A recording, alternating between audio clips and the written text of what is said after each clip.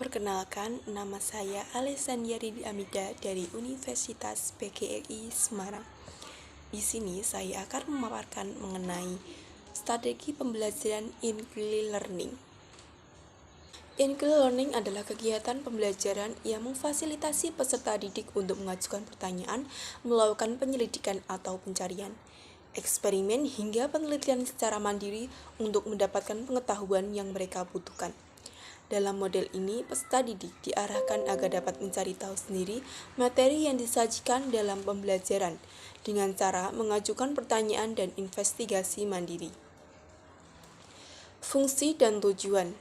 Yang pertama, dapat membentuk dan mengembangkan self-concept pada diri siswa sehingga siswa dapat mengerti tentang konsep dasar dan ide-ide pokok dengan lebih baik.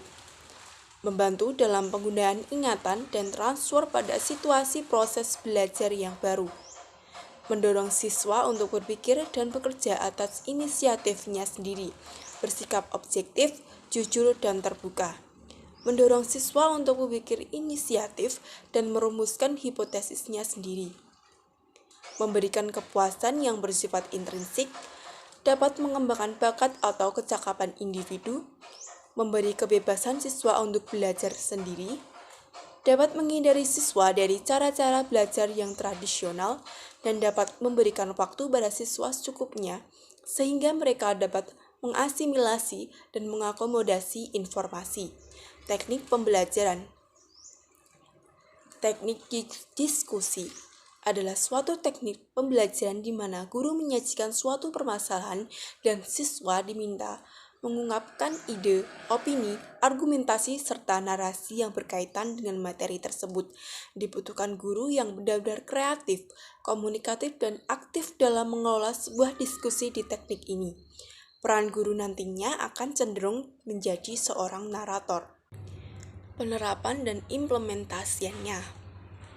Saya menggunakan kompetensi dasar kelas 8 SMP memahami isi cerita legenda. Yang tahap pertama, mengamati. Orientasi masalah.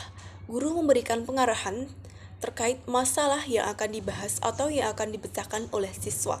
Pada tahap ini, guru tidak memberikan pertanyaan, melainkan nanti pada tahap berikutnya, siswa yang akan bertanya.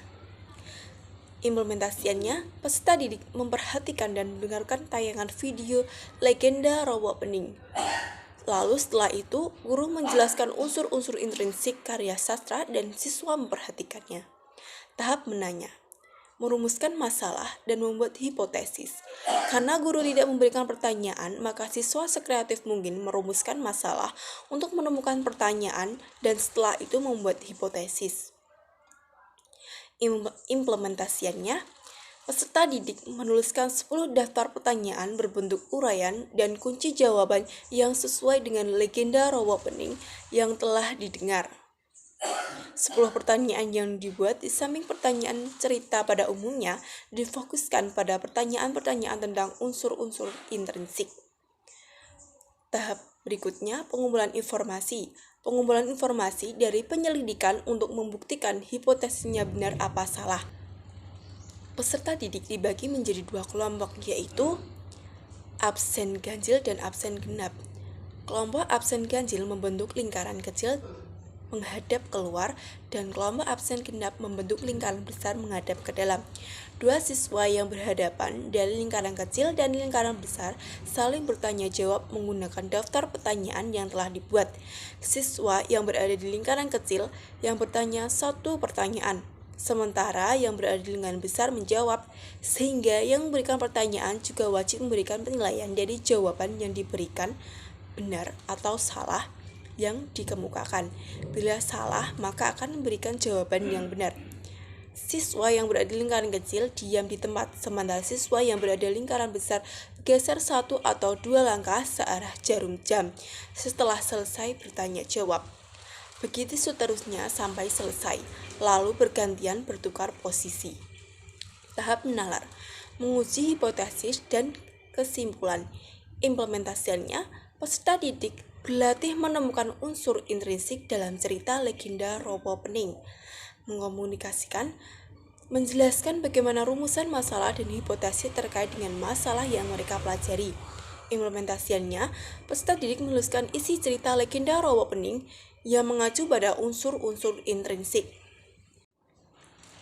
Nah, itu dia teman-teman pemaparan mengenai strategi pembelajaran in learning. Semoga membantu ya teman-teman. Terima kasih.